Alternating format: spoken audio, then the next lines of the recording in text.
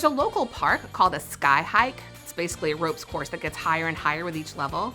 And I would not even attempt to do it if it were not for the safety harness.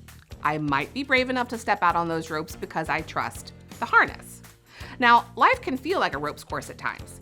The ground beneath us feels uncertain, like we could lose our balance and fall at any time. And the uncertainty tempts us to fear. And no matter how many times people tell us to not be afraid or that everything will work out, we just don't trust it. The good news is that there is someone we can trust in life, no matter what's happening, and we want to make sure our preschoolers know it. We're bringing out the music and dancing and fun instruments to help teach our preschoolers that they can press play and trust God.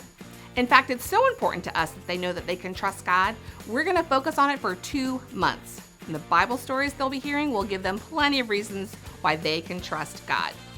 So week 1, we'll begin with how much God loves us. God loves us so much, He gave us Jesus to be our friend forever.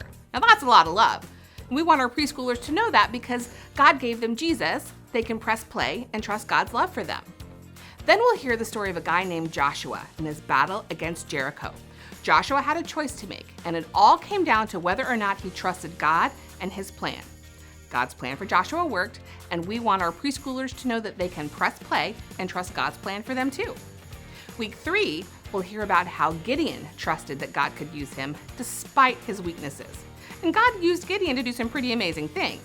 We want our preschoolers to know that they can press play and trust that God can use them to do pretty amazing things too. We end the month learning about trusting that God can do anything. We're talking about Elijah. Elijah totally trusted God and told everyone around him that God is the one true God and they should trust Him too. God heard Elijah and showed everyone around him that He is the one true God. He sent fire down on an altar when Elijah asked Him to. We want our preschoolers to know that they can press play and trust that God is the one true God and He has the power to do anything.